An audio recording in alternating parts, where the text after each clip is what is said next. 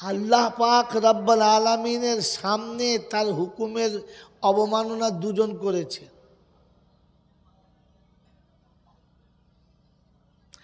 আদম আল্লাহর হুকুম অবমাননা করেছে। তিনি বলেছিলেন লা তাকরাবা হাযিহিস শাজারা। আবার সুন্দর আছে, বাড়াতে হবে না। খেতে চুপ করে বসো বাবা। সারা রাত গেল বলে পালে ধান সিদ্ধ করছে, জোর সানা আলো রেখে দাও। কি শুনতে পাচ্ছেন আপনারা? আর কাউকে শুনতে হবে না। এরপরে গ্রামে যারা আছে ওরা বৌলি শুয়ে আছে, তাদের বাঁশ দেওয়ার কী আছে? তারা শুনবে না বলে বাড়ি গেছে, তাদের বাঁশ আছে, এ করে চলে যাবে। কি বলেন? একই দাঁড়ান দাঁড়ান দাঁড়ান দাঁড়ান দাঁড়ান। ও তো সারাদিন কানের ভেতরে হেডফোন খুঁজে খুঁজে কানের 12টা বাজিয়ে রেখেছে। ও তো জলসা শুনতে গেলে মন লাগে, আওয়াজ লাগে না। ভাবের কথা শুনতে গেলে মন লাগে, আওয়াজ লাগে না। মাকে চিল্লাতে হয়, বউকে চিল্লাতে হয় না। সারাদিন মা ডাকলে যে হারামির বাচ্চা শুনতে পায় না, বউ ইশারা করলে শুনতে পায়। ও কুত্তা এখানে অনেক আছে, ওই তারাই বলবে আওয়াজ জোরে দাও। ছ্যাঁচানামো করে না, আমি কালী শফিক না। মেরে মোহতম দোস্তর বুজুর্গ, বিচারের আসনে বসেছি, কথা ভাবেন, শোনেন। আল্লাহ আদমকে বলেছিল লা তাকরাবা হাযিহিস শাজারা, এই গাছটার কাছে যাবি না। গাছের কাছেও গেল, ফল ছিঁড়েও নিল আর খেয়েও ফেললো। ভুল করেছেন? হয় নাই? ভুল করেছেন। শয়তানকে বলল, আজাজিলকে বলল আদমকে সেজদা কর, করলো না। তাহলে ভুল এও করেছে, ভুল ওও করেছে। আদমের তওবা কবুল হলো, জান্নাতে চলে গেল। আর শয়তানের তওবা কবুল হলো না, জাহান্নামী হয়ে গেল। বিচার ঠিক হয়েছে?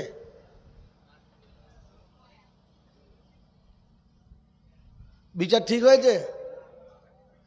এখন নাও বলতে পারবেন না, এখন বিচার আল্লাহ করেছে।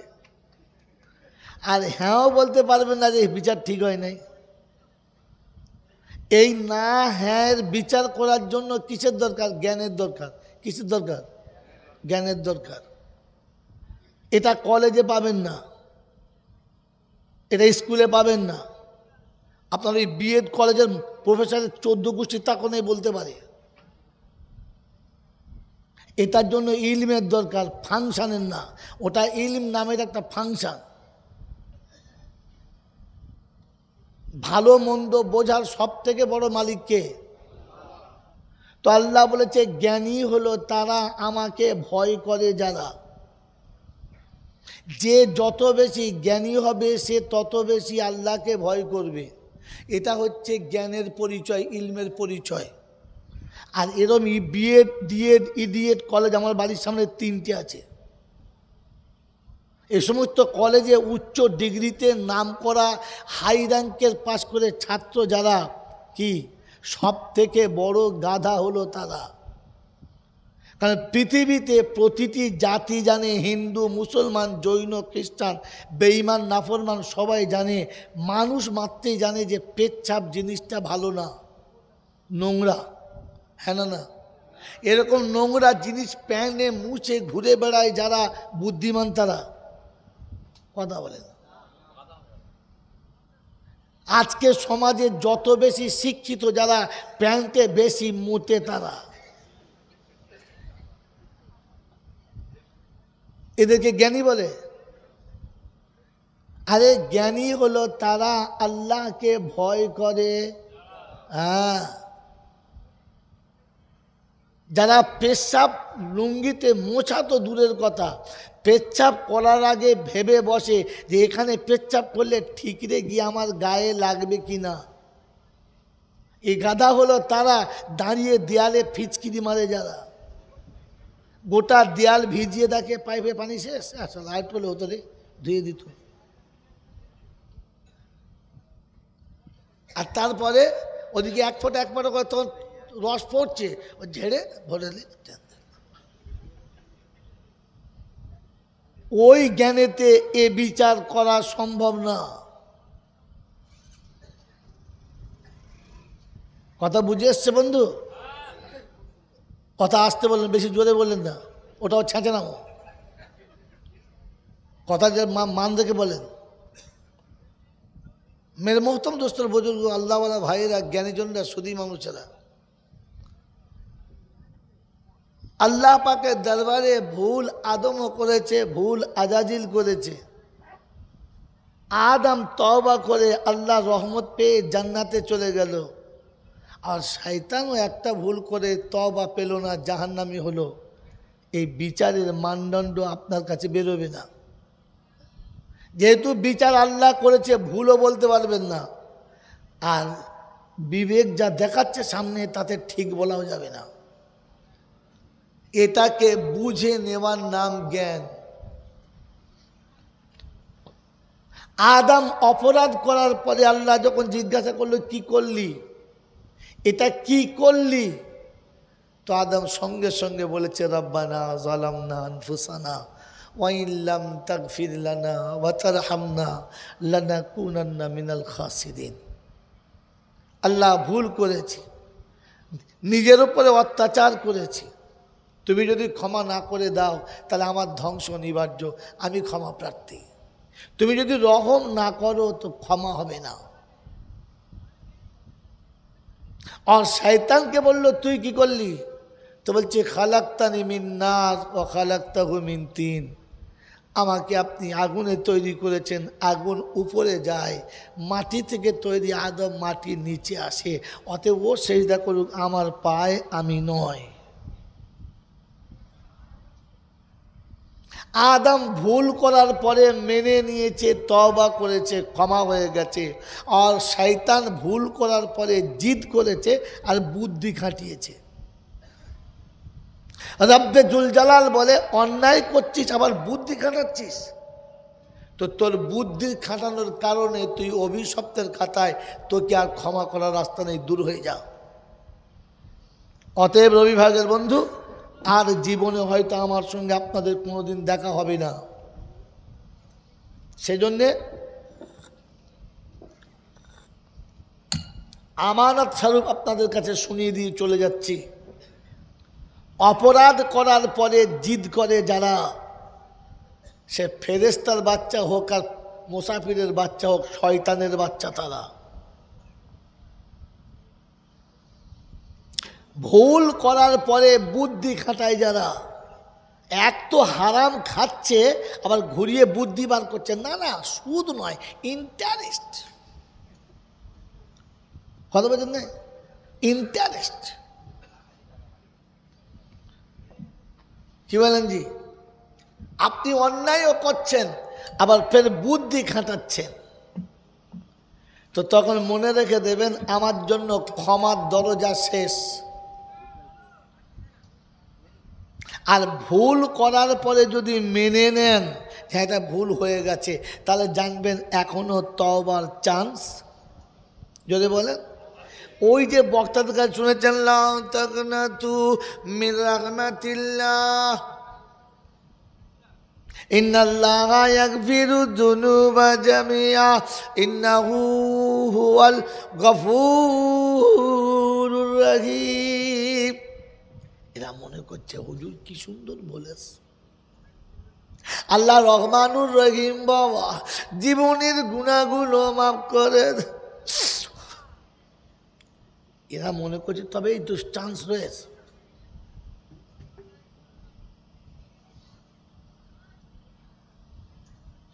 আদমের দলে পড়লে ক্ষমা, শয়তানের দলে পড়লে ক্ষমা, যদি বলে নাই।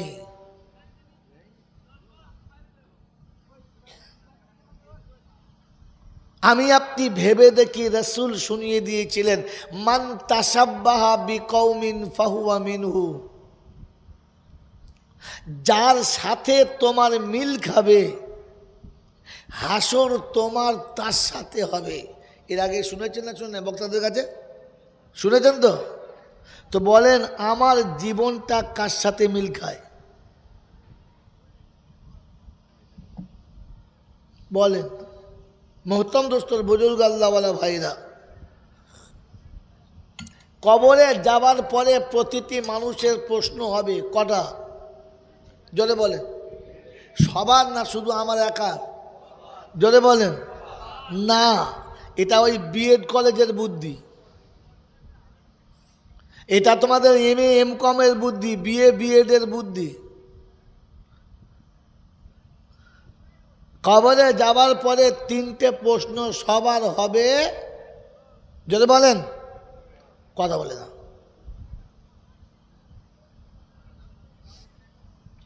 কখনো না। মেরে মোহতম দোস্তর বুজুর্গ, কবরে যাবার পরে প্রশ্ন 3টে সবার হবে না।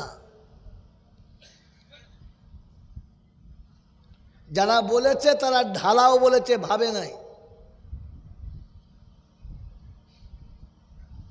এখান থেকে জলসা করে আমি বাড়ি যাচ্ছি, সকালে যাব আল্লাহ যদি নিয়ে যায়। এই ঘুমের ঘোর অবস্থায় বাড়িতে ঢুকছি, আর আমার মেয়ে আমাকে বলছে, আব্বা 2টো মেহমান এসছে। আমরা রাখতো, এখন এই ঘুম ছাড়ে না, মেহমান আছে, বসতে খাগা যাও। হ্যাঁ ঠিক আছে।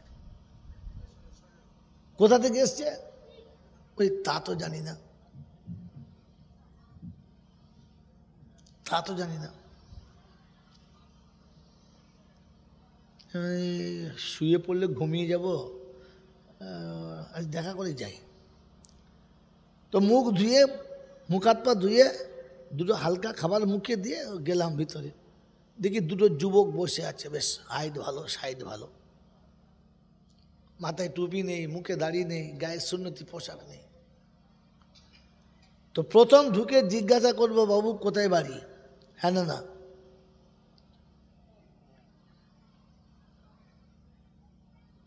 কি নাম তোমাদের, কি কাজে এসেছো? কটা প্রশ্ন হলো? 3টে। বলে হুজুর চিনতে পারছেন না, রবি ভাগে বাড়ি, সেই জলসায় গেলেন আপনি, সেই রাত্রেবেলা দুধ খেয়ে খেয়ে জলসা করছিলেন। হ্যাঁ মনে পড়েছে, কিন্তু তোমাদের তো চিনবে না, ওইখান থেকে এসছি। আচ্ছা, এই ছেলেরা এর চা দে, 2টো বিস্কুট দে। 2টো চা বিস্কুট দিল, খাওয়া হলো, দাওয়াত হলো, চলে গেল। প্রশ্ন কটা করেছি? 3টে। কি নাম, কোথায় বাড়ি, কি জন্য এসছো? এখন 1 বছর পরে, এটা টাটকা বলছি, 1 বছর পরে আপনাদের এই জলসার যিনি আমাকে দাওয়াত করেছেন, মোরসালিন বাবু, মোরসালিন গেছে, আর আপনাদের জলসা কমিটির মেন ম্যানেজার তিনিও গেছে। আমিও জলসা করে সকালে বাড়ি ফিরেছি। তো মেরে মোহতম দোস্তর বুজুর্গ, যখন বাড়ি ফিরেছি, তো আমার ওই মেয়ে একটাই কথা, আব্বা আজও 2টো মেহমান এসে, কোথায় বাড়ি জানি না। তো মুখ হাত ধুয়ে দেখা করতে এসেছি, একটু দেরি হয়েছে সেদিন। দেখা করতে গেছি, গিয়ে দেখি মোরসালিন বসে আছে, আর মোরসালিনের পাশে ম্যানেজার বসে আছে। আসসালামু আলাইকুম। ভাই বলে আসা দরকার ছিল, হঠাৎ কি ব্যাপার? হঠাৎ বলে জি একবার এলাম। আচ্ছা বসো। এই ছেলেরা, তোর মাকে বল এই দুধ দিয়ে চা করতে। ওদের বেলা রেডিমেড চা, এদের বেলা দুধ দিয়ে চা করতে। ভালো বিস্কুট আনবি, চানাচুর নিয়ে আসবি, আর কি আছে দেখ, ডিম সিদ্ধ করতে বল। ডিম সিদ্ধ হলো, চানাচুর হলো, ভালো বিস্কুট হলো, দুধের চা হলো। চা খেতে খেতেই ছেলেটাকে বললাম, তোর মাকে বলতো একটু ভালো নাস্তা করতে, পরোটা করতে বল। আর দেখ ঘরে কলিজা টলিজা থাকলে তো ভুনতে বল, আর একটু ওই 1 ডজন কলা নিয়ে আয়, ভালো মিষ্টি দেয় 4টে। খাচ্ছে চা, ব্যবস্থা হচ্ছে নাস্তা। নাস্তা খাওয়ার আগে মোরসালিন বলছে, জি আমরা চুপ করতে, চুপ কর। নাস্তাও চলে এলো, এই বিছানা পাল্টা, এসি চালা, ফ্যান চালা, সব ব্যবস্থা চলছে, খালি খাওয়া দাওয়া চলছে। তারপরে ফের নাস্তা এলো, নাস্তা খাওয়া হলো। ওদিকে ছেলেকে বলেছি, শোন এই যে মুরগিটা আছে জবাই কর, আর এই পুকুরে একটা বড়ো মাছ ধর, আর তোর মাকে বল 2টো পোলাও রান্না করতে, অনেকদিন বাদে ছেলেতে এসছে, রান্নার ব্যবস্থা চলছে। আর এরা খালি বাড়ি পালাবে লেগে ছটফট করছে, দাওয়াতটা করে পালাবো। আরে বসো মোরসালিন, ওরম করো কেন, বসো। তো বেচারা ভয়ে কিছু বলে না, বসে আছে। খাওয়া দাওয়া চলছে। খাওয়া দাওয়া যখন চলছে, সব ব্যবস্থা চলছে। আচ্ছা আপনাকে আমি একটা জিজ্ঞাসা করি, ওই 2টো ছেলেও রবিভাগ থেকে গিয়েছিল, এই 2জন রবিভাগ থেকে গিয়েছিল, ওদের বেলা অত কথা জিজ্ঞাসা হলো, আর এদের বেলা খালি ব্যবস্থা চলছিল। ব্যাপারটা কি? ভালো কাজ করেছে। ওরা কি চুরি করে গিয়ে মাথা মোটা কথা উত্তর দেওয়ার সময় ভাবে না কিছু, খালি ফস্ট উত্তর দেয়। বোকা কথা। ওই দুজনের অভিভাগের ছেলে, এই দুজনের অভিভাগের ছেলে, কিন্তু ওই দুজনের সঙ্গে আমার কোনো পরিচয় ছিল না, পূর্ব পরিচিত না। এই দুজনের সঙ্গে আমার পূর্ব পরিচিত আছে, জলসা হোক আর না হোক, তাদের সঙ্গে একটা সুসম্পর্ক আছে, যাতায়াত আছে, লেনদেন আছে। এই এখনই গাড়িতে আসছি, আমার সাথে মুরসালিন আসছে, বলছি যে আপনাদের ঘরে ভাত খেয়েছিলাম মনে আছে? হ্যাঁ। মনে থাকুন কেন? আপনার ঘরে কদিন ছিলাম? হ্যাঁ ছিল, ভালো আছে, চলো। তার মানে আমার সঙ্গে তার পূর্ব পরিচয় আছে। হ্যাঁ না? এই পূর্ব পরিচিত থাকার কারণে আর সম্পর্ক ভালো থাকার কারণে আমার ঘরে যাবার পরে প্রশ্ন নয়, শুধু খাবার চলছে। হ্যাঁ না? আল্লাহর নবী বলেন, আল কবরু রাউযাতুম মিন রিয়াজিল জান্নাহ, কবর হলো জান্নাতের একটা বাগান। আও হুফরাতুম মিন হুফারিন নার, আর তা নাহলে জাহান্নামের একটা অগ্নিকুণ্ড। কারণ আপনি যখন কবরে যাবেন, আপনাকে তো উপর থেকে প্যাকিং করে পাঠাচ্ছে, কি বলে? বিসমিল্লাহি ওয়ালা মিল্লাতে রসুলুল্লাহ। ফেরেশতা মনে করছে মারাত্মক মাল হবে, কাপড় খুলে দেখে মুখে দাড়ি নাই, নাভির তোলার চুল ছেঁড়া নাই, মাল সব শুদ্ধ একদম চলে গেছে।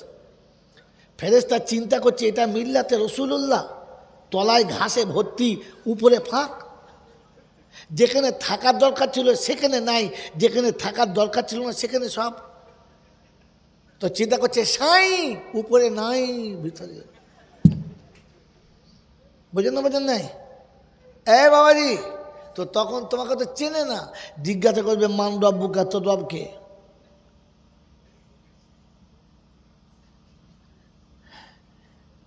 তোর নবীকে, তুই কোন দিনে ছিলিস? হ্যাঁ না? আর যখন ওই মানুষটা যাবে যে ফজরের নামাজে ছিল, জোহরে ছিল, আসরে ছিল, মাগরিবে ছিল, এশাতে ছিল, তাহাজ্জুদে ছিল, ইশরাকে ছিল, চাষতে ছিল, নফলে ছিল, সুন্নতে ছিল, কবরে গেল।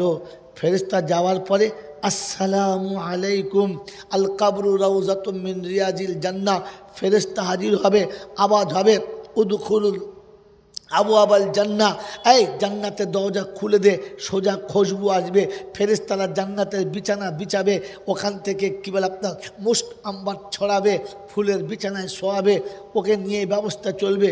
ওকে জিজ্ঞাসা করে মান রব্বুকা, ও তো মুখ দেখে বুঝতে পারছে মাল চেনা মাল। হ্যাঁ না? বলেন না? সকালে সূরা ইয়াসিন পড়তো, সন্ধ্যাবেলা সূরা ওয়াকিয়া পড়তো, শোয়ার আগে সূরা মুলক পড়তো, আর দিনে রাতে কোরআনের তেলাওয়াত করতো, মাথায় টুপি দিত, মুখে দাড়ি রাখতো, বড় জামা পরে ঘুরতো, হাতে তসবিহ থাকতো, সকাল সন্ধ্যা 100 বার তওবা করতো। এই বোকা কথাকার, ওকে আবার জিজ্ঞাসা করে মান রব্বুকা। তো সবাইকে বললি যে আরে কবরে তোকে চিনবে তো, তবে তো ছাড়বে। আর ছেড়ে দেবে তার নমুনা। ও দলিল যদি আমার কাছে না থাকে, আমি ওরকম ফওতাবাজি গল্প বলি না। ছেড়ে দেবে তার নমুনা, কারণ আল্লাহ বলেছিলেন আমার ওয়াদা আমি কখনো ফেল করি। জোরে বলেন তো। শোনাচ্ছি ওয়াল্লাযীনা আমানু ওয়া হাজারু ওয়া জাহাদু ফি সাবিলিল্লাহ ওয়াল্লাযীনা আওয়াউ ওয়া নাসারু উলাইকা হুমুল মুমিনুনা হাক্কান লাহুম মাগফিরাতুন ওয়া রিজকুন কারীম। পারা নম্বর 10, সূরার নাম সূরা আনফাল, আয়াত নম্বর 74। রব্বে জুল জালাল শোনাচ্ছে, বন্ধু শুনে রেখে দে। যারা সত্যিকারের ইমানদার হবে, খোদা যাদের ইমানদারের সার্টিফিকেট দেবে, লাহুম মাগফিরাতুন, রব বলেন আমি তার গুনাহগুলোকে মাফ করে দেব। আর যার গুনাহ মাফ হবে ওকে জিজ্ঞাসা করবে। আল্লাহ যেখানে মাফ করে দেবে বলেছে দুটো শর্ত, ইল্লা মান তাবা ওয়া আমানা ওয়া আমিলা আমালান সালিহা ফাউলাইকা ইউবাদদিলুল্লাহু সাইয়্যাতিহিম হাসানাত। আমি যখন কাউকে ক্ষমা করব, সে যখন আমার কাছে তওবা করবে, প্রথম গুনাহগুলো মুছে দেব, দ্বিতীয় যতটা গুনাহ ছিল অতটাই নেকি আমলনামাতে লিখে দেব। ওকে জিজ্ঞেস করে মান রাব্বুকা, বোকা কোথাকার। কবরে মানুষ গেলে প্রশ্ন তিনটে হবে আর তিন রকম হবে। এটা একরকম আর ওটা একরকম আরেক রকম। যদি আমার বাড়ি থেকেও গিয়ে থাকেন তো সে জানেন, আমি যে ছোট্ট একটা ঘরে বসি অফিসের মতো, ওখানে চেয়ার আছে মোটামুটি 35-36 টাকা দাম। এখন একদিন জলচা করে বাড়ি গিয়ে দেখি চেয়ারের উপর একটা খাসি ছাগল শুয়ে আছে। কি মেজাজ ঠান্ডা থাকবে না গরম হবে? জোরে বলেন, গরম হয়ে যাবে। হাতেও লাঠি আছে, দরজাটা আস্তে করে লাগিয়েছি, চিন্তা করছি দাঁড়া তো জন্মের মতো শোয়াচ্ছে, ছাগল বুঝতে পেরেছে সালা মারবে আমাকে। ও তখন চেয়ার টান করে লাফিয়ে ভ্যাঁ করে ডাকছে আর পিছন দিক দিয়ে বোঁদে ছড়াচ্ছে। আমাদের বউ তখন বলছে এই মেরো না, ঠ্যাং ভেঙে যাবে, পরে ছাগল মারবো না মানে, হ্যাঁ এই চেয়ার ওর লেগে কিনেছি, ধুনে দেবো দাঁড়া। কী বলেন জি? আচ্ছা এই অপরাধ কী করেছে? চেয়ারের ওপরে মানুষ নয় ছাগল শুয়েছে। হ্যাঁ না বলেন, জোরে বলেন। আমাকে ক্ষমা করে দেবেন, রাগ করবেন না, ভাববেন, বাড়ি গিয়ে বুঝবেন। তো কবরে যাবার পরে একজনের প্রশ্ন হবে, একজনের হবে না, আর একজন ঢুকলেই মাছ চালু হবে, কোনো কথা না। কারণ ছাগল যদি কবরে যায় মান রাব্বুকা বলবে, যদি বলে। এবারে ভেবে দেখি আমাদের মধ্যে ছাগল কজনা? আমরা ছাগল, তুমি ছাগল না, ছাগলের থেকেও খারাপ। ছাগল তোমাকে বললে ছাগল আত্মহত্যা করবে, বিষ খাবে, হাত ফেল করে মরে যাবে। যদি ঝগড়া করতে আমার সঙ্গে করো না, কাল সকালবেলা উঠে মক্কায় চলে যাও, কাবার ঘরে শুয়ে ঢুকে পড়ো, বলে আল্লাহ নিচে আয়, নিচে নেমে আমাদের জন্য কী সর্বনাশ করেছিস। কোরআন চলছে ওয়ালাকাদ জারানা লিজাহান্নামা কাসীরাম মিনাল জিন্নি ওয়াল ইনসি লাহুম কুলুবুন লা ইয়াফকাহুনা বিহা ওয়া লাহুম আ'য়ুনুন লা ইউবসিরুনা বিহা ওয়া লাহুম আযানুন লা ইয়াসমাউনা বিহা উলাইকা কাল আনআম বাল হুম আদাল উলাইকা হুমুল গাফিলুন। আল্লাহ পাক শোনাচ্ছেন, মানুষ কুলে জন্ম নেওয়ার পরে মনুষ্যত্ব বজায় রাখে নাই যারা, জানোয়ারের থেকেও খারাপ। ধরে বলে। এবার আমি জিজ্ঞাসা করি, ছাগল যখন খায় বিসমিল্লাহ বলে খায়, হ্যাঁ না? আমি যখন খাই তখন বিসমিল্লাহ বলে খাই। ছাগল যখন খায় হাত পা ধুয়ে খায়, আর আমি যখন খাই তখন ধুয়ে খাই না, পাচায় মুছে খাই। দাও, হ্যাঁ? ছাগল যখন খায় দেখে খায়, কার খাচ্ছি আর কি খাচ্ছি। আমি যখন খাই দেখে খাই। হ্যাঁ, ছাগল যখন সন্ধ্যেবেলা বিছানায় শোয়, গোয়ালে শোয়, তখন অজু টজু করে এসে শোয়, হ্যাঁ? শোয় না? শোয় না। আর আমি যখন বিছানায় শুতে যাই অজু করে শুই, অজু করে শুতে হয় তাই জানি না, শুই না।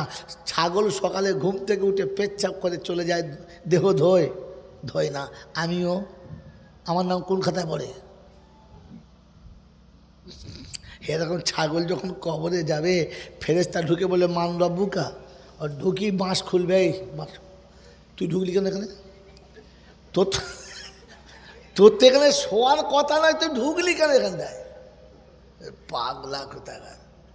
মান রাব্বুকা সবাইকে জিজ্ঞাসা করবে, আগে দেখবে কোন ক্যাটাগরিতে মাল পড়েছে, ফার্স্ট ডিভিশন, সেকেন্ড ডিভিশন না থার্ড ডিভিশন। ডিভিশন দেখে বিচার হবে। কথা বোঝেন না, বোঝেন নাই আমার বন্ধুরা? এই জন্য কথা বোঝার চেষ্টা করেন, ভাবেন। সারা জীবন অন্যায় করবে আর বলবে বলছে আমার অসুবিধা নেই, ঠিক আছে চলুন। এই কদিন আগে আমার সঙ্গে তর্ক চলছিল, আপনাদের এই হাওড়া জেলা তো, তাহলে হয় না, মেদিনীপুরে। বলে নামাজ না পড়তে পারি ইমান ঠিক আছে। হ্যাঁ, তোর মায়ের বিয়ে না হোক তোর জন্মের ঠিক আছে। ওর মায়ের এখনো বিয়ে হয় নাই, কিন্তু ওর জন্মের ঠিক আছে। আছে তো? যে ছেলের মায়ের বিয়ে হয় নাই তার যদি জন্মের ঠিক থাকে তাহলে জানবেন বেনামাজির ইমান ঠিক আছে। আর তা নাহলে ওই ওই ওই হারামি যেমন এও তেমন। কথা বুঝেছেন? মালা এক কথাতেই চুপ। আর শোন, কোনো কথা বলার আগে ভেবে বলিস, ওলা আমাদের সামনে ওর ছ্যাবলামও করিস না। ওরকম উত্তর হাতে করে নিয়ে আল্লাহ শকর ঘুরে বেড়াই। ও দেনেওয়ালা জাত আল্লাহ, আমি কেউ নাই। এবারে জলসা আস্তে আস্তে বোঝার চেষ্টা করেন। শোনাচ্ছিলাম প্রশংসার একমাত্র মালিককে, এখানেই মার খেয়ে গিয়েছিলাম, বোঝেন নাই? হ্যাঁ, একমাত্র মালিক আল্লাহ। বলেন এই পৃথিবীতে কোন পাপীকে কেউ ভালোবাসে না? নাম্বার বলেন।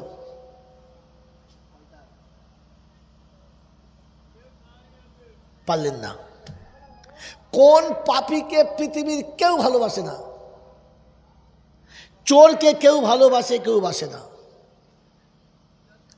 সুদখোরকে কিছু লোক ভালোবাসে, কিছু লোক ভালোবাসে না। মদখোরকে কিছু লোক ভালোবাসে, কিছু লোক ভালোবাসে না। জেনাখোরকে কিছু লোক ভালোবাসে, কিছু লোক ভালোবাসে না। একটা পাপ আছে, যে পাপ করলে পৃথিবীর কেউ ভালোবাসে না। বলতে পারলেন না? বলতে পারলেন না? ওই পাপটার নাম হলো মিথ্যা বলা। মিথ্যুককে পৃথিবীর কেউ ভালোবাসে। বাপ মিথ্যা বললে ছেলে ভালোবাসে না, বিবি মিথ্যা বললে স্বামী ভালোবাসে না, লাভার মিথ্যা বললে লাভ ভালোবাসে না, গার্লফ্রেন্ড মিথ্যা বললে বয়ফ্রেন্ড ভালো। পৃথিবীর কেউ মিথ্যা বললে আর একজন ভালোবাসে? যদি বলেন না। কারণ মিথ্যা হলো সকল পাপের মা। মিথ্যা হলো সকল পাপের, জোরে বলে, মা। এবার আমরা বলি কে কে মিথ্যা বলি না। এবার জলসা হবে। কথা বুঝেছেন?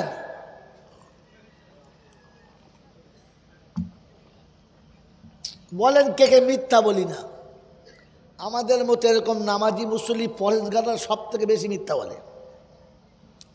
বলবো বলবো বলবো হ্যাঁ বন্ধু, দেখবেন মোড়ের মাথায় বিচার আচার কিছু হলে মুরব্বী মানুষ তো গিয়ে মাথায় হাত থেকে বলে, বাবা ওরকম জিদ করিস না, দুনিয়া কদিনের বাবা, আজ আছি কাল নাই, ওরকম করতে নেই বাবা। বলে না? বলে না? কথাটা সত্য না মিথ্যা? চলবে, কথাটা সত্য না মিথ্যা? সত্য। কিন্তু যে বলেছে ও সত্য না মিথ্যা? এটা হচ্ছে জলসা, এটা ভাবা। যে কথাটা তো নিঃসন্দেহে সত্য, যে দুনিয়া আজ আছি কাল নেই, কদিনের দুনিয়া বাবা, কিন্তু যে বলছে সে সত্য বুঝে বলছে। এটা বুঝে দেখুন, জলসা বুঝতে হয়।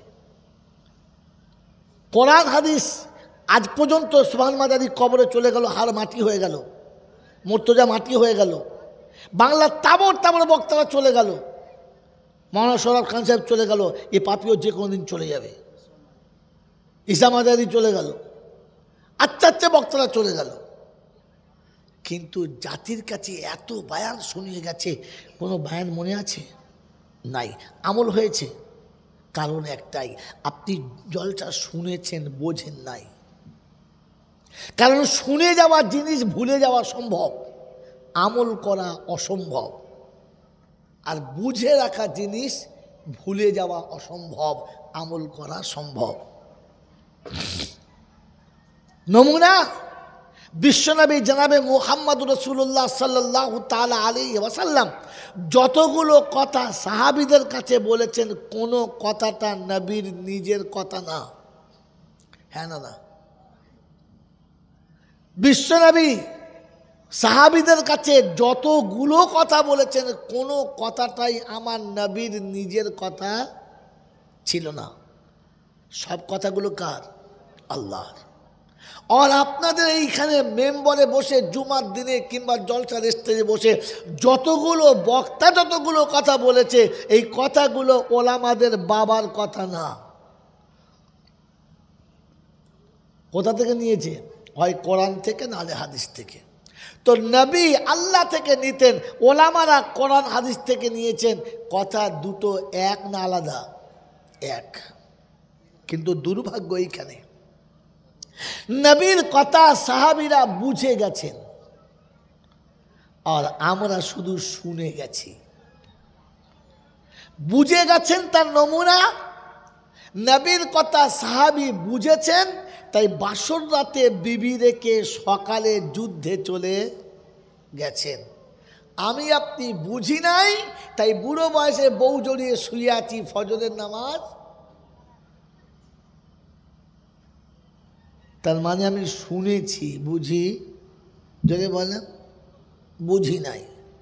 আপনারা দাওয়াতের সাথীরা বলেন, আল্লাহ নবীর সাহাবী বাগান, আঙুরের বাগান লাগিয়েছে, আর এত বড় বাগান, এত বড় বাগান যে নজর চলে না, আর গাছ এত ঘন হয়েছে যে সূর্যের আলো নিচে আসে না। ফসল এতটা ধরেছে যে ওই বাগানের নিচে দিয়ে হাঁটলে তার মাথাতে বারবার আঙুরের থোকা লাগে, জান ভরে যায়, ফলে ভর্তি হয়ে গেছে। সাহাবী খুশিতে বাগানের ভিতরে 2 রাকাত নামাজের নিয়ত করেছে। ও নামাজে দাঁড়িয়ে গেছে, ছোট্ট একটা পাখি ক্ষুধার তাড়নায় বাগানের ভিতরে এসেছে, ইচ্ছা মতো খাবার খেয়েছে, আর বাচ্চার খাবার নিয়ে যখন যেতে চাচ্ছে তো উড়ে যেখানে যাচ্ছে আটকে যাচ্ছে, ডালের ফাঁক দিয়ে বেরোতে পারছে না। মানে বাগান এতটা ঘন, ওই ছোট্ট পাখিটি বার হতে পারছে না, বারবার চক্কর লাগাচ্ছে, বাচ্চার খাবার মুখে আছে, যেতে পারছে না। সাহাবীর নজর পড়েছে, অর্ধেকে তিনি মনে মনে করছেন এতটা ঘন আর ফসল এত বেশি, আল্লাহর কুদরত এত ধরেছে যে পাখিটি যেতে পারছে না। নামাজে খানিকটা অন্যমনস্ক হয়ে গেছে। নামাজ শেষ করার পরে সাহাবী উঠে দোয়া করে আল্লাহ নবীর দরবারে গেলেন, আর গিয়ে বললেন, ইয়া রাসূলুল্লাহ, ইয়া হাবিবাল্লাহ, ওই যে আঙুরের বাগান আছে সবটা আমি লিল্লাহ সাদগা করলাম, মুসলমান ভাইদেরকে দিয়ে দিন, ওই বাগান আমার আর দরকার লাগবে না। জিজ্ঞাসা করছে সাহাবীকে, কোন কারণে এত বড় বাগানটা হঠাৎ করে সাদগা করলে? তো সাহাবী শোনাচ্ছেন, ইয়া রাসূলুল্লাহ, ইয়া হাবিবাল্লাহ, যে বাগানের ভেতর দাঁড়িয়ে রবের স্মরণ করতে গিয়ে ওই বাগানের ভিতরে দাঁড়ানোর কারণে আমার মন থেকে রবের ভালোবাসা ছেড়ে গেছে, আমার নামাজে খালাল পয়দা হয়েছে, আমার নামাজে অন্যমনস্ক এসেছে, ওই বাগানটা আমার জন্য অভিশাপ, ওই বাগান আমার দরকার নেই, যে বাগান আমাকে নামাজে অন্যমনস্ক করে দেয়।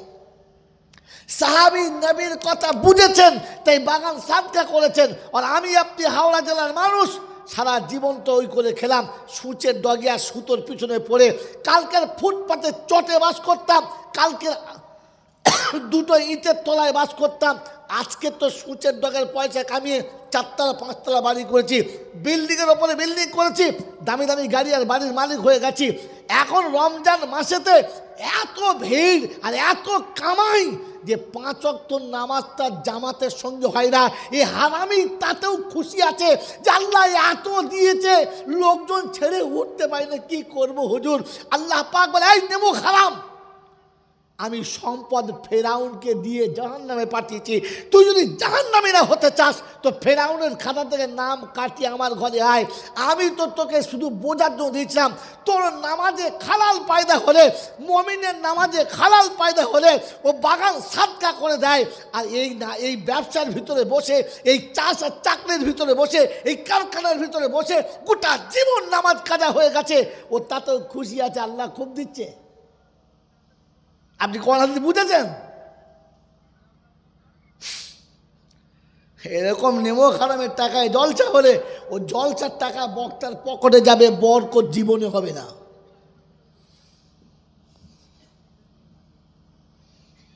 মেরে মোহতম দোস্তর বুজুর্গ, আপনি তো কোন হাদিস বোঝেন নাই মশাই, খালি শুনেছেন খালি।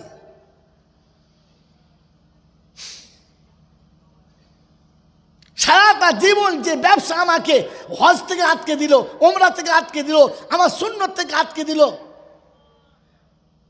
বিহারে ব্যবসা, উড়িষ্যায় ব্যবসা, আরো ম্যাড্রাসে ব্যবসা, এখন হাওড়া জেলা, কলকাতা, মেদিনীপুর জেলা থেকে তো গোটা ইন্ডিয়ার ভেতরে ব্যবসা, হ্যাঁ না?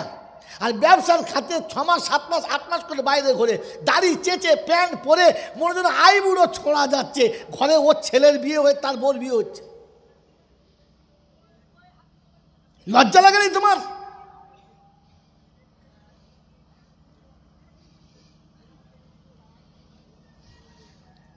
যে মেয়েটি ফুটপাতে পড়েছিল, কেউ বিয়ে করতে চাচ্ছিল না, দয়া করে করুণা করে আপনি যাকে বিয়ে করেছেন, বিয়ের পরে আপনার বাসর ঘরে দিয়েছে, তাকে দামি সাবান দিয়ে গোসল করিয়েছেন, সুন্দর সাবান দিয়ে গোসল করিয়েছেন, তার মুখে দামি মেকআপ মাখিয়ে দিয়েছেন, তার মাথার চুলটা সুন্দর করে কিংবা আপনার ক্রিচ করে দিয়েছেন, তার সুন্দর পোশাক পরিয়েছেন, দামি স্নো পাউডার মাখিয়েছেন, আপনার ইচ্ছা মতো সোনা দানা দিয়ে তাকে সাজিয়েছেন, আর ফের তার হাতে একটা রুমাল দিয়ে, ভ্যানিটি ব্যাগ দিয়ে, চোখে চশমা দিয়ে রাস্তায় নামিয়েছেন।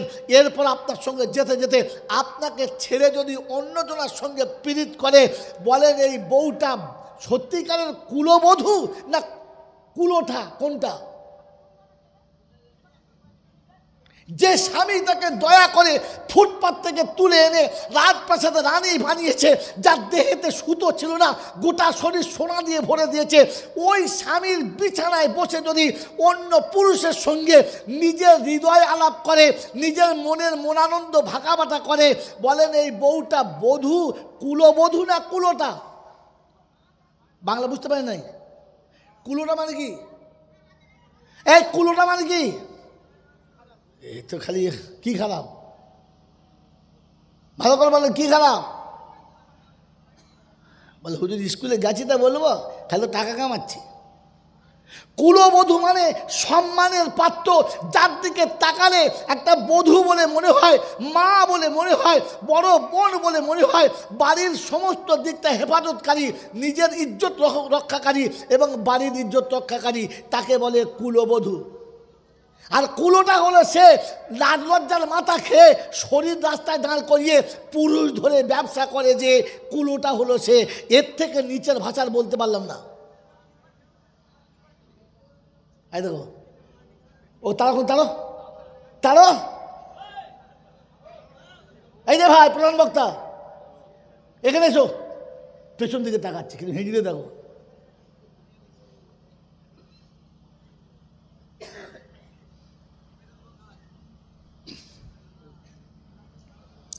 কথা বুঝে এসছে বাবাজি? বলেন ওই বউটা কুলোটা না কুলবধূ? জোরে বলেন। এই কথা বলে না, ওই বউটা কুলোঠা না কুলবধূ? জোরে বলেন। আমি কি?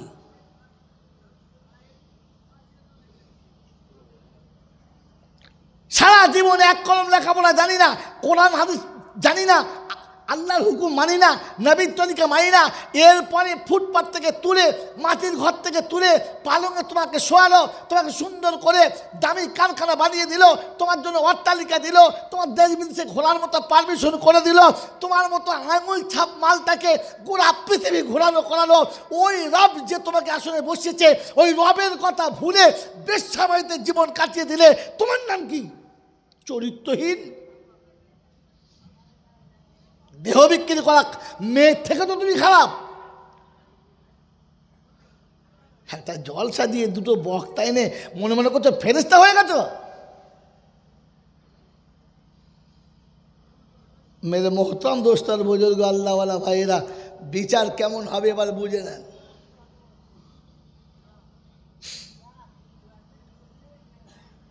ভাই এদেরকে এখান থেকে তাড়াতে পারছেন না?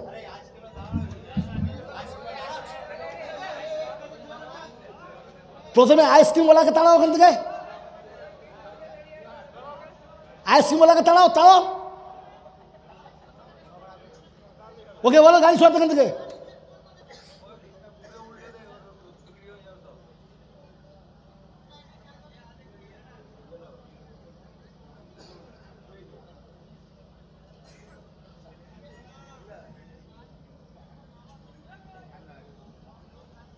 মেরে মোহতরম দোস্তর বুজুর্গ আল্লাহওয়ালা ভাইরা, জ্ঞানীজনরা, বুদ্ধিজীবীরা, আমি আমার নিজের চরিত্র দিকে তাকিয়ে দেখি, পরে হাত তুলবো, আখিরে মোনাজাত করব। কথা মনে থাকবে ইনশাআল্লাহ। তো বললাম পৃথিবীতে একটা পাপকে কেউ ভালোবাসে না, ওটা কে? মিথ্যা। কারণ মিথ্যা হলো সকল পাপের মা। আমার বাবাজির, আমার সোনার চাঁদ বন্ধুরা, তো আমরা যে বলি বাবা দুনিয়া দুদিনের, কে আছে আর কে থাকবে বাবা, বেশি দিনের দুনিয়া না, কথাটা তো সত্য। কিন্তু আমি যে বলেছি বুঝে বলেছি। এই রবি ভাগের একটা মেয়ে, অপূর্ব সুন্দরী, বাপের একমাত্র মেয়ে, 19 ক্রস করে গেছে। বাপের মাথায় চিন্তা।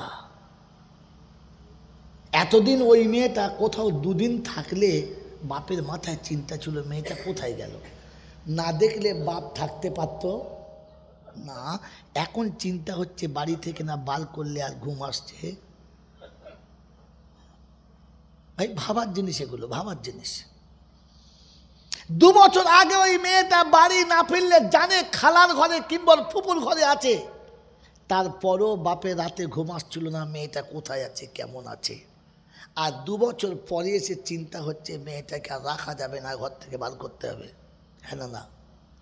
বাপও চেষ্টা করছে, মাও চেষ্টা করছে, বন্ধুবান্ধব চেষ্টা করছে, এবং মাঝে মাঝে যাকে পাচ্ছে তাকে বলছে ব্যবস্থা করো তো, মেয়েটাকেও তাদের ভালো পাত্র। সবাই মিলে চেষ্টা করে মেয়ের বিয়ে ঠিক হলো, ব্যস্ত ঠিক হলো। কোথায়? উলুবাড়িয়ায়, গরুহাটে। ফার্স্ট ক্লাস ছেলে, বাড়িঘর ভালো। খবর এলো, বিয়ের কথাবার্তা হলো। যেদিন পাকা দেখাশোনা ফাইনাল ডেট হবে, ছেলের মেয়ের মামা গেছে, চাচা গেছে, বাপ গেছে, বুড়ো নানাটাও গেছে, আরও 2-4 জন গেছে। খাওয়া দাওয়া ভালোই হলো, দেখাশোনা হলো। সন্ধ্যাবেলা ফিরে এসেছে। যখন ফিরে এসেছে তো মেয়ের মা উদ্গ্রীব হয়ে আছে, খবর নেবো কীরকম বাড়িঘর। হ্যাঁ না বলে। মেয়ের মা ফার্স্ট ফান্ডে আছে আর মেয়েটা আউটসাইডে আছে। মেয়েটা খালি শুনতে চাচ্ছে মা কি বলে আর ওরা কি উত্তর দেয়। তো মেয়ের মা দেওরকে, নিজের ভাইকে জিজ্ঞেস করছি, ছোটো ভাই করছি, বলে কি কীরকম বাড়িঘর দেখলি, লোকগুলো কীরকম? বলছে বুবু কথা বলিস না, একদম তুই কথা বলিস না, চুপ কর। বলছে শালা তোকে ঘুষ টুস দিলে না কি রে, ভালো মন্দ বলবি তো কথা বলবি, চুপ করে। তো চিন্তা করছে দেওরটাকে ডাকি। দেওরটা বলছে কচি, বলে কি কীরকম কি দেখলি? বলছে ভাবি তোমার মেয়ে তকদির নিয়ে জন্মগ্রহণ করেছে, তোমার মেয়ে তকদির নিয়ে জন্মগ্রহণ করেছে। বলে কেন? বলছে শোনো ভাবি, তোমার শোয়ার ঘরটা যেমন, ওদের পেচ্ছাপ ঘরটা তার থেকেও ভালো। বলছে হ্যাঁ, পেচ্ছাপ করতে গিয়ে মনে হচ্ছে শুয়ে থেকে আর উঠবো না। তাই? বলছে হ্যাঁ, তুমি কথা বলো না, চেপে যাও, ভাগ্য ভালো। এই খবরটা যখন শুনছে মেয়েটা দেয়ালের আড়ালে, শুনে দুঃখে কাঁদছে। তো কি হ্যাঁ, খুশি হবে, আমার শ্বশুর বাড়ির পেচ্ছাপখানা বাপের ঘরের থেকে ভালো। মেয়েটা খুশি না নারাজ? খুশি। তো খানিক বাদে জিজ্ঞাসা করছে বিয়াইটা কীরকম? হ্যাঁ গো, বিয়াই কীরকম? তো তখন ওর নিজের ভাইটা বলছে বুবু দুলা ভাইকে কজন চেনে, রবি ভাগের লোকই চেনে না। আর ওই ফতেমার যে শ্বশুর হবে, উফ, গোটা বাংলার লোক চেনে, আল্লাহর ওলি মানুষ, দেখলে জান ঠান্ডা হয়ে যাবে। আর কথাবার্তা বিশ্বাস কর বুবু, বাপ ওই রকম হতে হয়। এই খবর যখন শুনছে মেয়েটা খুশি না নারাজ? চলে বলে খুশি। বলছে সব তো হলো, তা যার সাথে দিবি ছেলেটা কেমন? বলছে শোন, তোর মেয়ে তো শুধু খালি বিএ পাস, তোর জামাই টিপিল বাঁশ। বলছে কীরকম? বলছে ইকোনমিক্সের প্রফেসর, ইংরেজি 2বার MA করেছে, সবটা বারের ইঞ্জিনিয়ার। বলছে সব সবটা তুই কর। তোর মেয়ে আবার লেখাপড়া শিখেছে, লেখাপড়া কাকে বলে দেখবি জামাই আসলে। আচ্ছা এরকম ডিগ্রি স্বামীর যদি শোনে তো বিবি কি খুশিতে? যদি বলো, বলে যত ডিগ্রি করো উদ্ধার, বিয়ের পরে বউ বলে অর্ধেক আমার। কি আপনি যত বড় মালের মালিক হন, চাবিকাঠি কার কাছে? খেদির মার কাছে। কথা, ও ডাক্তার, মাস্টার, প্রফেসর, ব্যারিস্টার সব বইয়ের কাছে অর্ধেক ধার, কিচ্ছু করার নেই বাবা। আপনি যত কষ্ট কামাবেন কামান, ও খালি একবারে হুঁ বললেই অর্ধেক ভাগর। মাস্টার গিন্নি, ডাক্তার গিন্নি, প্রফেসর গিন্নি, কথা বলেন নাই, 3 ভাগ ওর, 4 আনা তোমার। পৃথিবীতে অসহায় কারা, নারীরা না পুরুষরা? যেটা বলো এ বলছে পুরুষরা, মানে তাড়াতাড়ি করে নিজের গায়ে টেনে নিচ্ছে, লাগে তো লেগেই যাবে। বলেন তো পুরুষ অসহায় কিসে? হ্যাঁ, তা জানে না, টেনে নিয়েছে। প্রথম অসহায় হলো এই যে পৃথিবীতে নারীদের উপরে অত্যাচার করে বলে তোর ঘর থাকবো না, যা, তোর ভাত খাবো না, চলে যাবো। কিন্তু পুরুষ মানুষ বলতে পারে যে তোর ঘরে থাকবো না, চলে যাবো। মেয়েদের পালাবার জায়গা আছে, পুরুষদের পালাবার কোনো জায়গা। প্রথম ঝাড় খেয়েছে এইখানে, কি করবে? কথা বলছেন নাই? আর বিয়ের পরে আরো ঝামেলা। বলছি কিরকম? যা কিছু বলবে ভেবে বলতে হবে। যদি বোর হয়ে বলে তো মা বলবে বউ শিখিয়ে দিস, আর যদি মার হয়ে বলে তো বলবে মায়ের ভেড়া, মার কথায় চলে, আমার কথা। এই চিন্তা করছে শালা বলি তো কোন দিকে বলি। কথা বোঝেন না, বোঝেন না? হ্যাঁ, বউ মনে করে শাশুড়ি শিখিয়েছে, আর শাশুড়ি মনে করে এখন সে জাঁতা করে পোষে, দুদিকে মার খাচ্ছে। আমার বন্ধুরা, আমার আল্লাহওয়ালা ভাইরা, এই জন্য আপনাকে শুনিয়ে রাখছি, শুনে রাখেন। বিয়ের এতগুলো কথা শোনার পরে বিয়ে ঠিক হয়ে গেল। যেদিন ডেট সেদিনে বিয়ে হলো, বাড়িতে ধুমধাম লোকের মানে জুলুম, সব বিয়ে শাদী হয়ে গেল। সরকারি রেজিস্টার এনে বিয়ে হলো, শুধু গ্রামের ইমাম দিয়ে পছন্দ হয় নাই। কেন এরকম জামাই একটু ভালো করে বাঁধতে হবে তো, বলা যায় না ফসকে যায় যদি। বেশ, বিয়ে শাদী হয়ে গেছে। এইবারে ছেলের বাপ মেয়ের কাছে এসে বলছে, বিয়াই একটা কথা বলবো। বলে কি? বলে আমার বাড়ির একটু পজিশন অসুবিধা আছে, তাই 2 মাস সময় দেন, আমি অলিমা করে বউমা নিয়ে যাব। আপনিও তো বেঁচে গেছেন, আমিও বেঁচে গেছি, ঝামেলা শেষ, বউটা এখন 2 মাস এখানে থাক। হতে পারে, হতে পারে, পারে না, হতে পারে। 2 মাস মেয়েটি বাপ ঘরে থাকবে, তারপরে যাবে। 2 মাস বাদে অলিমা। আপনি সত্য বলেন, এই 2 মাস মেয়েটি আর বাঁধনে থাকবে? বাঁধনে থাকবে? মামার বাড়ি, খালার বাড়ি, ফুপুর বাড়ি, এই বন্ধুর বাড়ি, বান্ধবীর বাড়ি, আত্মীয়র বাড়ি, মানে একবার মানে চষে বেড়াচ্ছে, আনন্দে উছলে বেড়াচ্ছে। স্বাস্থ্যও ভালো হলো, লাবণ্যও ফিরল, দেখতেও সুশ্রী হলো। এখন 2 মাস চলে গেছে, আজকে সন্ধ্যাবেলা ভাড়াম করে রিংটা বেজে গেছে। এখন তো মেয়েরা ছাড়া ফোন তোলে না, গিয়েই তুলেছে। হ্যালো, তোরই তো খবর আসছে। কে? মা ফাতেমা? বললে হ্যাঁ। কি খেলি মা? বলে অনেক কিছু খেয়েছি, জলসার দিন তো ফুচকা পাচকা, ফুচকা পাচকা সব খেয়ে নিয়েছি, যা ছিল সব খেয়ে নিয়েছি। বলে বেশ করেছিস। তাই আমার ঈদের দিনে যে জামাটা দিলাম পছন্দ? বলে আর দারুণ পছন্দ, ভালো। বলছে মা তোমার আব্বাকে বলে দিও আগামী মঙ্গলবার দিন সকালবেলা তোমার শ্বশুর তোমাকে আনতে যাবে। অনেকদিন তোমাকে দেখি নাই, আর সহ্য করা যাচ্ছে না, এবার তোমাকে আনতে যাবে। তুমি তোমার মাকে আর আব্বাকে খবরটা দিয়ে দাও। এই খবরটা মেয়েটি এসে মাকে আর আব্বাকে যখন দিয়েছে, কি আব্বার মা খুশি না নারাজ? ভেবে বলেন। খুশি, খুশি, খুশি। শুধু একা খুশি না, সবাইকে ডেকেছে আত্মীয়দের, যে ভাই এই দিনে আমার মেয়ে যাবে, এসে অলিমা হবে। সবাই খুশি, পাড়া শুদ্ধুর লোক খুশি, আত্মীয়রা সবাই খুশি। সত্য বলেন, এতগুলো মানুষ যে কথায় খুশি, মেয়েটি কি ওই কথায় খুশি? মেয়েটি খুশি না। কেন? সে তো জানে আমার শ্বশুর এরকম, স্বামী এরকম, শ্বশুর বাড়ি এরকম, তারপরও খুশি না। কারণ তার মাথাতে একটা টেনশন চেপেছে, এবার আমাকে চলে যেতে। যদি বলেন, সেই পরিবেশ জানি না, সেই মাহল আমি চিনি না, সেই জায়গা সম্পর্কে আমার অভিজ্ঞতা ছিল না, সেই বাড়ির কোথায় কী আছে আমার কোনো খবর নেই, কিন্তু আমাকে সেখানেই যেতে হবে, এখানে থাকার আর গুঞ্জাইশ নেই। তাকে চলে যেতে হবে মনে পড়েছে, তো মুখ দেখে বোঝা যাচ্ছে একটা উদাসীনতা ভাব এসেছে, আনন্দের ভাব কেটে গেছে। সন্ধ্যাতে খেতে বসেছে,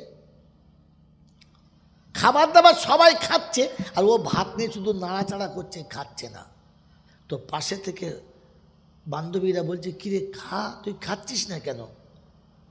দুলা ভাইয়ের লেগে মন খারাপ করছে, বলছে তুই চুপ করতে, বাজে কথা বলে চুপ কর।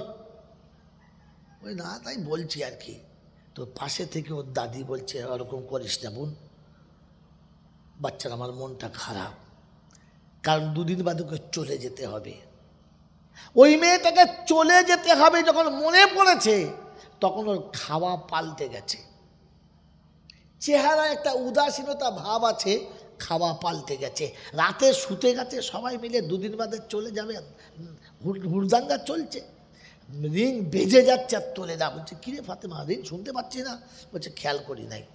তো পাশে থেকে দুজন বান্ধবী বলছে, সত্য বল না, দুলা ভাইলে খুব মন খারাপ করছে না? বলছে তুই শো, আমি আসো, মনে শো, বলে দূরে যা। তো বান্ধবীদের ফেলে উঠে চলে যাচ্ছে। মেরে মোহতম দোস্তর বুজুর্গ আল্লাহওয়ালা ভাইয়েরা রাতে ঘুমাতে পারছে না। আর কোন রাতে হয়তো একটু ঘুমিয়েছে, কিন্তু ফজরের আগে ঘুম ভেঙে গেছে, কারণ তার মনে হচ্ছে চলে যেতে। অনুরোধ আপনাদের কাছে, এবার কোরআন হাদিস শোনেন, এবারে ভেবে বলেন তো কথাটা।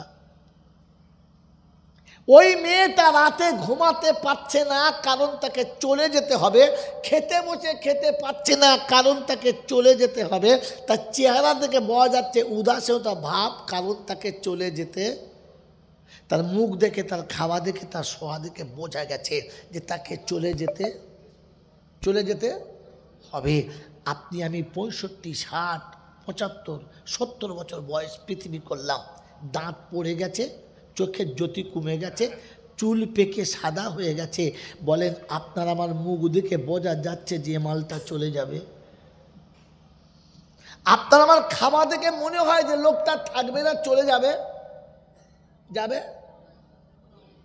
আপনার আমার শোয়া দেখে মনে হয় যে লোকটা। তাহলে আমি যে লোকের কাছে বলেছিলাম দুনিয়া কদিনের বাবা, আজ আছি কাল নেই, এটা সত্যি বলেছিলাম না চিটিংবাজি করেছিলাম? এটা সত্যি বলেছিলাম না চিটিংবাজি করেছিলাম? তা আপনার চেহারা দেখলে বোঝা যায় না কারণ আপনি চলে যাবেন। মেরে মতন যার মনে হবে দুনিয়া ছেড়ে চলে যাবে, ও রাতে বিছানায় শুতে গিয়ে প্রথম কাঁদিবে, তারপরে শোবে। সুন্দর বিছানা দেখবে আর পাশে বসে চিন্তা করবে, আল্লাহ একদিন আমাকে এমনি জায়গায় যেতে হবে যেখানে আমি শোবো, বিছানা থাকবে না, খাট থাকবে না, বেডশিট থাকবে না, মাথায় বালিশ থাকবে না, পাশে বিবি থাকবে না, উপরে ফ্যান চলবে না, সাইডে এসি থাকবে না, আর আদর করে এসে আমাকে কেউ আর ঘুম ভাঙিয়ে তুলবে। ও যখন বিছানায় এসে কথা ভাববে, ওকে ফজরে ডাকতে হবে? ও বরং আরো দুজনকে ডেকে নিয়ে মসজিদে যাবে। ওরে ভাই, সকাল কার হয়েছে আর কে দেখেছে, চল মসজিদে যাই। কিন্তু আপনার আমার নমুনা, ফজরে ডাকতে ডাকতে টেনে কোমরের লুঙ্গি খুলে নিলেও মাল ওঠে না। হ্যাঁ না বলেন না? কারণ আমাকে যে যেতে হবে এই কথাটাই আমার মনে পড়ে। তাহলে এতদিন যে লোকের কাছে চিটিংবাজি করলুম, মিথ্যা বললুম, তো এরম মিথ্যাবাদী যদি জলসা শেষে দোয়া করে রব্বানা যালামনা, ফেরেশতা বলছি জ্বলবি তো, ফাইনাল জ্বলতে তো হবে, কারণ তুই তো মিথ্যা কথা আরত, একটা তো সত্য বলিস নাই। মন থাকবে ইনশাআল্লাহ। এটা কোরআন চলছে, ওয়াইবাদুর রহমানিল্লাযীনা ইয়ামশুনা আলাল আরদি হাওনা ওয়া ইযা খাতাবাহুমুল জাহিলুনা ক্বালু সালামা। الذين يبيتون لربهم سجدا وقياما الذين يقولون ربنا اصرف عنا عذاب جهنم إن عذابها كان غراما 19 পারা সূরা ফুরকানের 64 নম্বর আয়াতের পরে বাদিকের পৃষ্ঠায় শোনাচ্ছে, অবিশ্ববাসী শুনে রাখো, আমি আল্লাহ শুনেছি আমার বান্দা তারা, ওয়াইবাদুর রহমানিল্লাযীনা ইয়ামশুনা আলাল আরদি হাওনা, আমি রহমান আমার যারা বান্দা তাদের নমুনা। পৃথিবীতে চলবে উদাসীনতা ভাব থাকবে, পৃথিবীতে মন থাকবে না, ওর মনে হবে রব্বানা সকালে আছি বিকালে হয়তো থাকবো না, আজ আছি কাল থাকবোই না।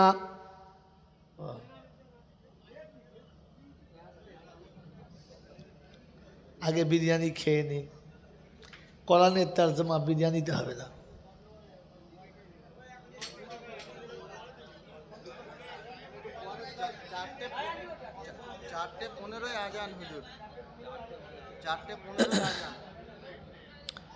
আমি 4:15 পর্যন্ত কথা বলে নিই, তারপরে বিরিয়ানি দেবে।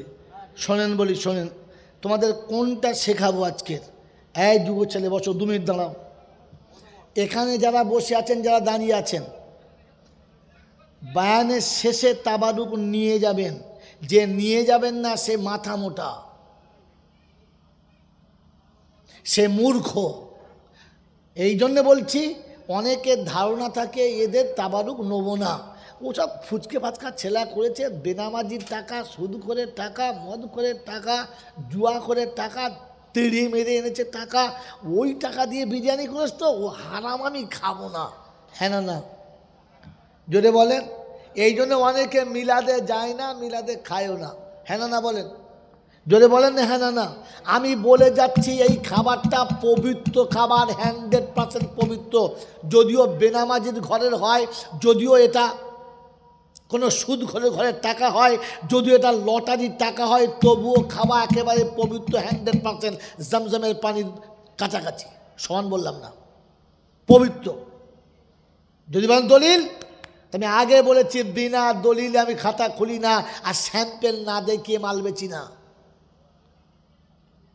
এই বাবাজিরা এদিকে তাকান, থাক জলছে ওখানে।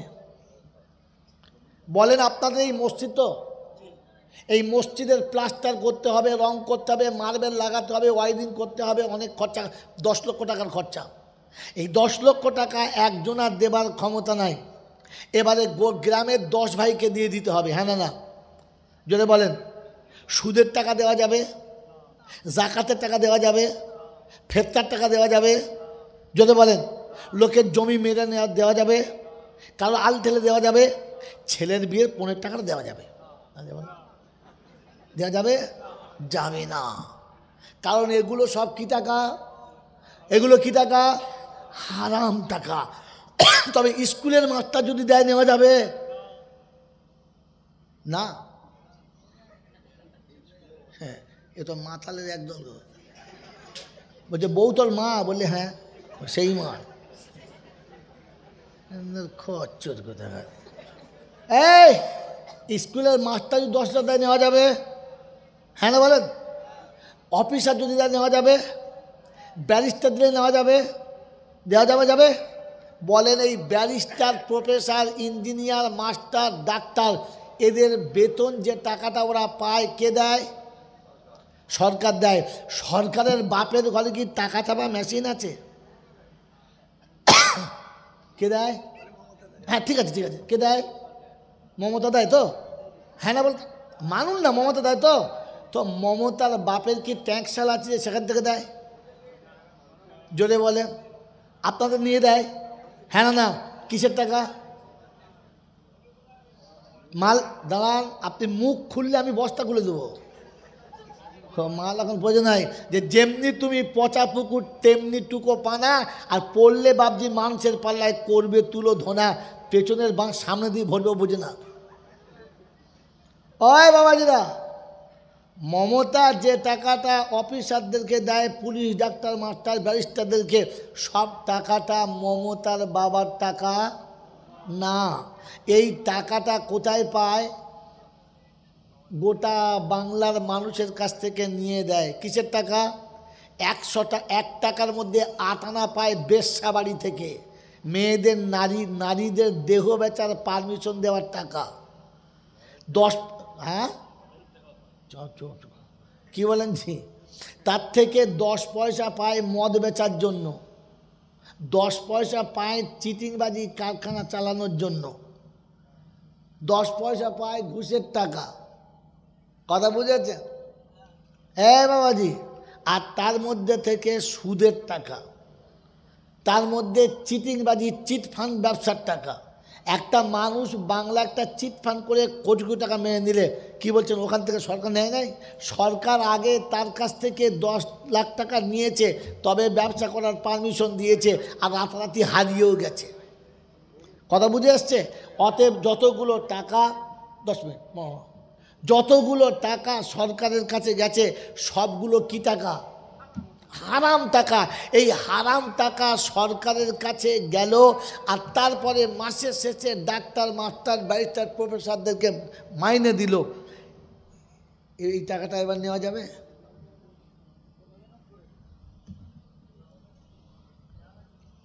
নেওয়া যাবে?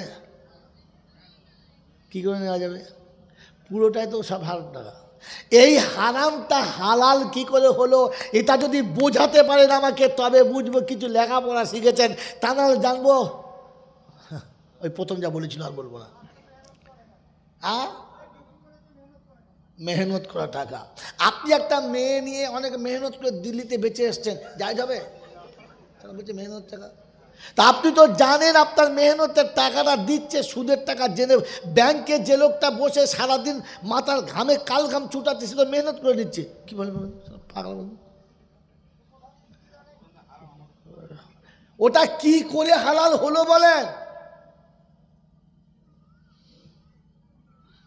এটার জন্য মাদ্রাসা দরকার, মাদ্রাসা আলেম হওয়া দরকার। বোকা কোথাকার, মাদ্রাসা তো পড়েন নাই। এর একটা এক্সাম্পল দিচ্ছি, উত্তরটা বলবো না, এই উত্তর বলার জন্য আবার 30,000 নেবো, তবে বলবো।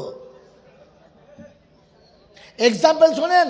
আপনাদের হাওড়া জেলায় গোটা শহর যতগুলো আছে, প্রত্যেকটি শহরের নোংরা পানি বার করার জন্য সরকার একটা ড্রেন করে দিয়েছে। হ্যাঁ না?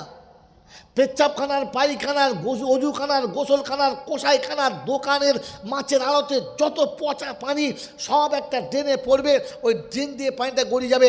এই ড্রেনের পানিটা পাক না না পাক?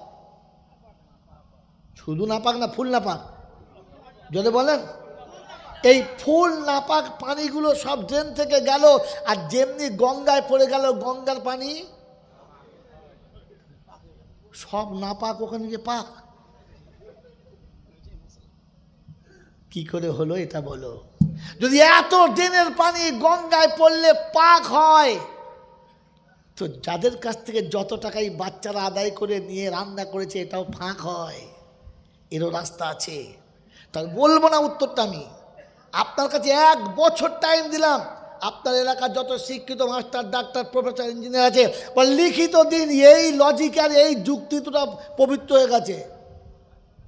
বন্ধু, যদি আলেমের কাছে না যান তো আপনি পাবেন না। এই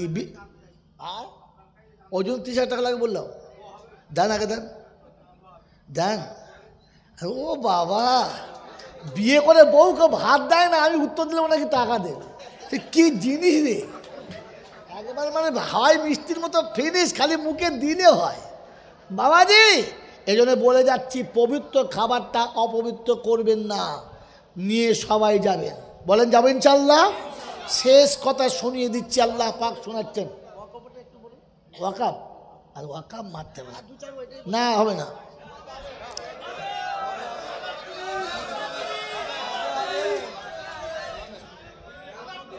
কে কে ওয়াকাব শুনতে চাচ্ছেন হাত তুলে? ওয়াকাব বোর্ডে ক্ষতি কি হয়েছে? মুসলমানের কবরস্থান চলে গেছে। হ্যাঁ না না বলেন, জোরে বলেন। চলে গেছে, গেছে তো। আপনারা সম্পত্তি ফিরিয়ে পেতে চাইছেন তো? হ্যাঁ না বলেন? এখন আমি দাবি করছি ইনি আমার বাপ। ভাই ওয়াকাব বোঝার চেষ্টা করেন, ইনি আমার বাপ, এনার সম্পত্তি কে পাবে? আমি। এখন উনি মারা গেছে, আমি সম্পত্তি পেতে চাচ্ছি, অন্যজন দখল করেছে। হ্যাঁ না না যদি বলেন। এখন আমি যদি বলি যে মোরসালিন আমার আব্বা ছিল, আমার বাপের সম্পত্তি ফিরিয়ে দাও, তো প্রথম আমাকে প্রমাণ করতে হবে আমি ওনার জন্মের সন্তান। হ্যাঁ না না? যদি আমি সন্তান প্রমাণ করতে না পারি তাহলে চিল্লানো হবে, ভাগ পাওয়া যাবে। তো মুসলমানের সম্পত্তি চলে গেছেন, আপনি প্রমাণ করেন যে আপনি মুসলমান।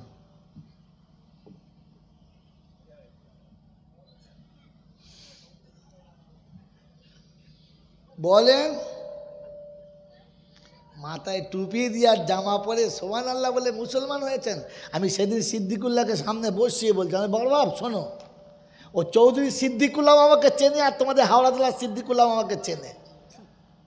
এখন শোনেন, আন্দোলন করা সহজ, জাতিকে তাতানো সহজ, বুঝানো অতটা সহজ নয়। আপনি ওকে মুসলমান বানান, সম্পত্তি যে কাটছে ও তো ছোট ছিল, ওর বাবা দিতে বাধ্য। হযরত ইনামুল হাসান সাহেব বলেছিলেন যে যেদিন সারা পৃথিবীতে 313 জন তবলিগওয়ালা হবে, আমার আশা, আমার ইচ্ছা, আল্লাহ সাক্ষী, ওদিন বিশ্বে ইসলামিক কানুন চালু হবে, ইসলামিক কানুন চালু হবে। কজন? সারা তোমাদের হাওড়া জেলা তো 3 লক্ষ আছে। হ্যাঁ না না? ওটা তবলিগওয়ালা নয়, ওটা তবিলওয়ালা। কিওয়ালা বলো? তবিলওয়ালা, তবলিগওয়ালা নয় রে বন্ধু। কোরআন শুনে নেন, ওয়ালা তাহিনু ওয়ালা তাহজানু ওয়া আনতুমুল আ'লাউনা ইন কুনতুম মুমিনিন। তুই লজ্জিত হবি না, তোকে লজ্জা দিতে কেউ পারবে না, আর তোকে যে লজ্জা দেবে আমি তাকে ঠুকে দেবো। সোজা হতে আমি নমরুদকে ঠুকেছি দেখিস নাই, ফেরাউনকে ঠুকেছি দেখিস নাই। তুই মুমিন হয়ে দেখা, তুই মুমিন হয়ে দেখা। আয় মুসলমানের ছেলেরা, মনে পড়ে না তারিখ আপনার? আবরাহা যেদিন কাবা ভাঙতে এলো, আবু তালেবের উটগুলো আটকে দিল। আবু তালেব গিয়ে বললে, আবরাহা আমার উট আটকেছো কেন, দিয়ে দাও। বলে, আমি বুদ্ধিমান মনে করতাম তোমাকে, তোমার মতো বোকা কাউকে পেলাম না, তুমি এত মূর্খ জানতাম না। বললে, কারণ কি, ব্যাপারটা বোঝাও। বলে, ওই আবু তালেব উটের ভাগ নিতে এলি, কাবার ভাগকে নেবে। আমি তো উট নয়, কাবা ভাঙতে এসেছি, তুই কাবা রক্ষা করবি না। আবু তালেব বলেছিল, উটের মালিক আমি বুঝে নিলাম, ঘরের মালিক আমার আল্লাহ, আমার আল্লাহ তোর সাথে বুঝে নেবে। আল্লাহ পাক বলে, আলাম তারা কাইফা ফাআলা রাব্বুকা বিআসহাবিল ফিল। ওয়াকাফের সম্পত্তি কার? জোরে বলো।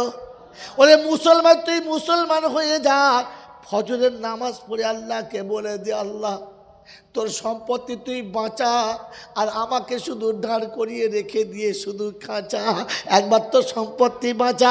কজন ফজরের নামাজ পড়ে কেঁদেছো বলো, রব্বানা তোর সম্পত্তি চলে যাবে, আমাদের দেখতে হবে, শক্তিতে কুলাচ্ছে না।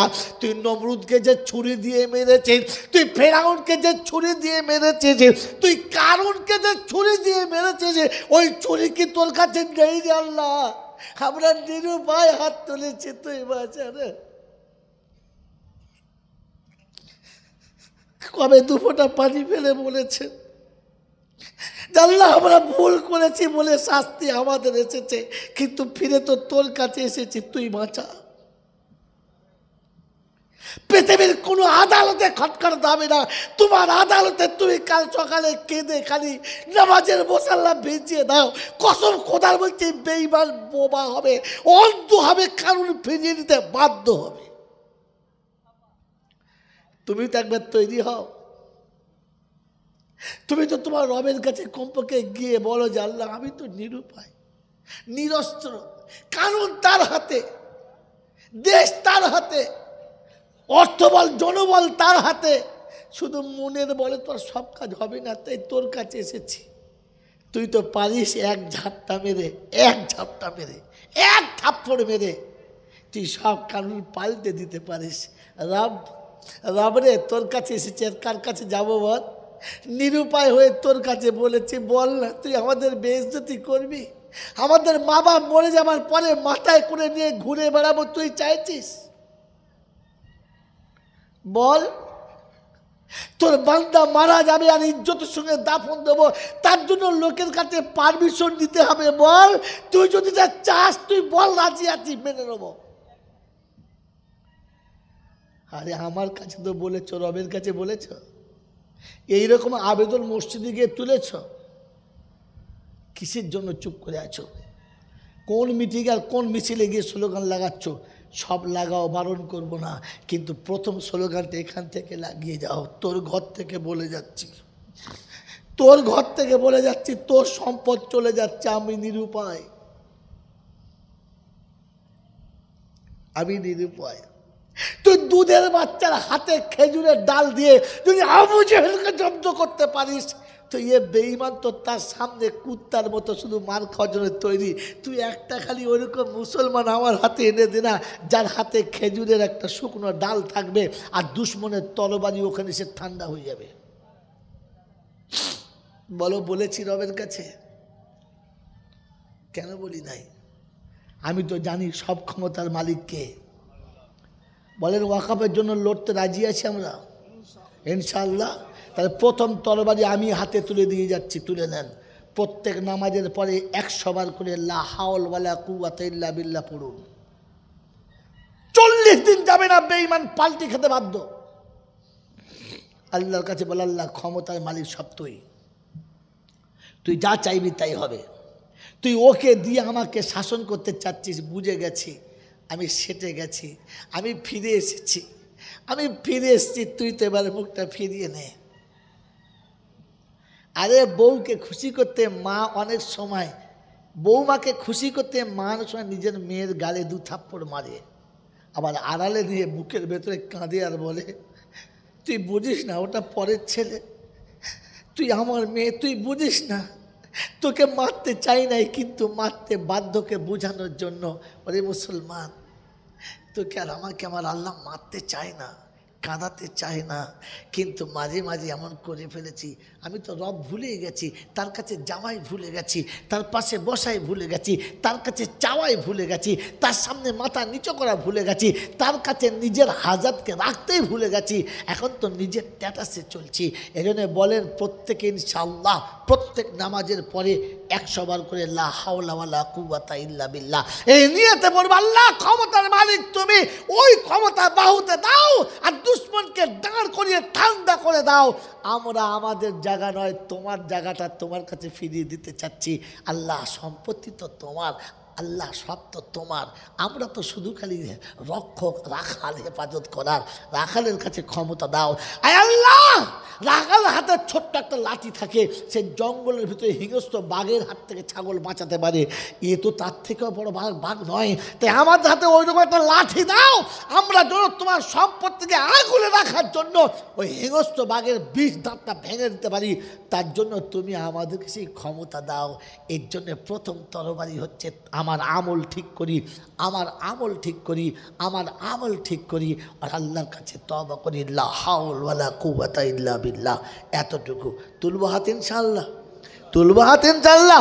হ্যাঁ মুসলমানের ছেলে, যেদিন তোমার হাতে লা হাওল ওয়ালা কুওয়াতার তরবারি হবে, সেদিন পৃথিবী তোমাকে দেখে প্রথমে স্তব্ধ হবে, জবান অটোমেটিক বন্ধ হবে, বাহুর ক্ষমতা কমতে বাধ্য হবে, আর তোমার কাছে পরাস্ত হতে বাধ্য হবে। শুধু পরাস্ত হবে না, হতে বাধ্য হবে। শুধু আমি আমার জায়গা ছেড়ে চলে গেছি, আমি আমার আসন ছেড়ে চলে গেছি, আমি আমার পজিশন ছেড়ে চলে গেছি, তাই আমাকে সুযোগ পেয়ে সদ্ব্যবহার করেছে। বলেন ফিরে আসবে ইনশাআল্লাহ, ফিরে আসবে ইনশাআল্লাহ। আল্লাহ আপনাকে আমাকে সত্য বোঝার আর বুঝে তার দরবারে চোখের পানি ফেলে কাঁদার তৌফিক দান করুক, আমিন। ওয়া আখির দাওয়ানা আনিল হামদুলিল্লাহি রাব্বিল আলামিন।